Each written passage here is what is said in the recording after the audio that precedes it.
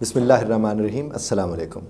میں ہوں اعجاز بخاری، پیرنٹنگ اور کپل کوچنگ کے حوالے سے کام کر رہا ہوں، اور اکثر بہت سے لوگ مختلف نوعیت کے سوالات پوچھتے رہتے ہیں۔ ہم ان سے تو بات کرتے ہیں، لیکن بعض اوقات ایسا ہوتا ہے کہ کچھ سوالات کچھ زیادہ تعداد میں آپ کو موصول ہوتے ہیں، تو اس کے اوپر بات کرنے کی ضرورت ہوتی ہے۔ اب جو ہم سے سوال کرتے ہیں اسے تو ہم جواب دے دیتے ہیں اس وقت، تو وہ ایک شخص تک پہنچتا ہے، تو یہ چونکہ بہتر ذریعہ ہے تو میں نے کوشش کر رہا ہوں، اور میں خدا اس کو قبول فرمانے والا ہے۔ تو میں آپ سے گزارش کروں گا کہ بچوں کی تربیت کے حوالے سے کن چیزوں کو خاص طور پر ذہن میں رکھنا چاہیے۔ کسی شخص کی بھی تربیت کرنے، اور خاص طور پر بچے کی، تو آپ سب جانتے ہیں کہ بچہ دیکھ کے سیکھتا ہے۔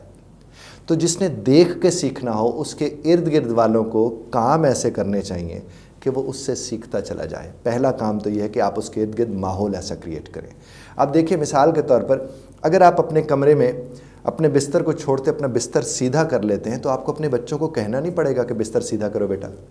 آپ مثال کے طور پر لحاف اٹھ کے لپیٹ لیتے ہیں، یا کمبل اٹھ کے لپیٹ لیتے ہیں، یا واپس آپ اپنے آفس سے واپس آتے ہیں تو آپ اپنے جوتوں کو صحیح طریقے سے اتار کے کونے میں رکھتے ہیں، تو آپ کو اپنے بچوں کو کہنا نہیں پڑے گا کہ بیٹا جوتے کیوں آ کے تم پھینک دیتے ہو جب تم اپنے اسکول سے واپس آتے ہو۔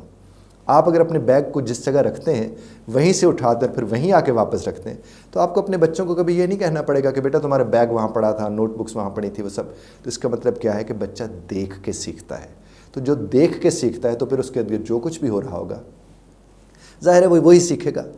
دوسری بات، بچہ سن کے نہیں سیکھتا۔ بچہ جب آپ کو سنائے گا، آپ سنیں گے تو وہ سیکھے گا۔ بظاہر شاید آپ کو یہ عجیب بات لگ رہی ہو، میرا یہ ماننا ہے کہ آپ سن کے سنانا سکھا سکتے ہیں، آپ سنا کے تو سنانا ہی سکھا سکتے ہیں۔ تو آپ اپنے بچے کو سنیں، جتنا زیادہ سنیں۔ یہ بھرے ہوئے ہوتے ہیں، یہ ایکسائٹڈ ہوتے ہیں، یہ خالی ہونے کو پھر رہے ہوتے ہیں۔ اور اس کی ایک بہترین مثال میں آپ کی خدمت میں پیش کروں۔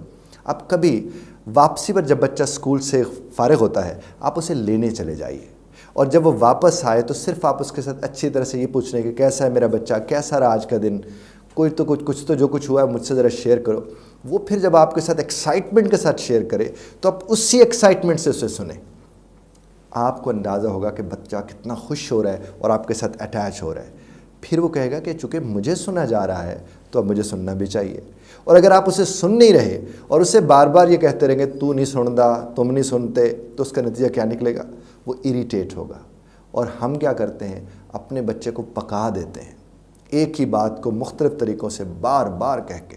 مختلف طریقوں سے بھی کہتے ہیں تو فرق پڑے، ہم ایک ہی طریقے سے ایک ہی بات کو بار بار کہتے رہتے ہیں۔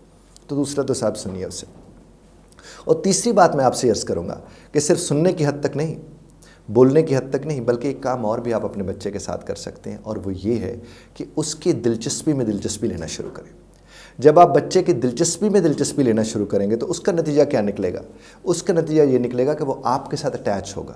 تو آپ کے ساتھ اس کی اٹیچمنٹ بہت ضروری ہے۔ اب جب یہ چیزیں ہو جائیں گی، چونکہ میں اکثر لوگوں سے کہتا ہوں کہ جو مانتے ہیں وہ مان رکھتے ہیں، تو آپ اپنے بچے کو جب مان لیں گے پھر آپ مان رکھیں گے اس کا، اور پھر وہ یقیناً مان رکھنا سیکھ رہا ہوگا، پھر وہ آپ کا مان رکھے گا۔ آپ جب تک بچے کے ساتھ اٹیچ نہیں ہوں گے، آپ جو چاہتے ہیں وہ کرے، وہ کبھی نہیں کرے گا۔ پہلے اٹیچمنٹ ضروری ہوتی ہے۔ اس لیے کہا جاتا ہے نا کہ آپ کو جس نے بھی مان لیا وہ آپ کی مانے گا۔ تو مانے گا وہ آپ کو کیسے؟ پہلے تو یہ بات سمجھنے والی ہے۔ وہ تب مانے گا جب آپ اسے کوئی ارد گرد ماحول بہتر کریٹ کریں گے۔ وہ تب مانے گا، آپ اس کو چیخ چلا کے کہو گے کہ مت چیخو، مت چلاؤ، تو آپ اسے چیخنا کم کرنا سکھا رہے ہیں۔ آپ اس کے سامنے جس لب و لہجے کے ساتھ گفتگو کرتے ہیں وہ اسی لب و لہجے کی گفتگو کرے گا۔ تو آپ کو سمجھنے کی کیا ضرورت ہے کہ اپنے بچے کو، میں دہرا رہا ہوں، دیکھیں کہ وہ اس کے ارد گرد کیا کچھ ہو رہا ہے، اس کو دیکھیں، چونکہ وہ دیکھ کے سیکھتا ہے۔ وہ آپ کو سن کے نہیں سیکھتا، وہ اپنی سنا کے آپ کو سیکھے گا۔ اور آخری بات میں آپ سے عرض کروں گا کہ اپنے بچوں کو، اگر وہ تھوڑے بڑے ہیں، چوتھی پانچویں جماعت کے ہیں، انہیں بل پڑھنا سکھائیں، انہیں برتن لگانا سکھائیں، انہیں برتن اٹھانا سکھائیں، انہیں مہمانوں کے ساتھ بات چیت کرنا سکھائیں۔ یہ آپ کا اور ہمارا کام ہے۔ اور اگر آپ اپنی نسل کی تربیت نہیں کریں گے تو کوئی اور آ کے نہیں کرے گا۔ ہم لوگوں کو پیسے دیتے ہیں کہ ہمارے بچوں کی تربیت کر دیں، کوئی آپ کے بچے کو اس حد تک وہ نہیں کر سکتا جس حد تک آپ لوگ کر سکتے ہیں۔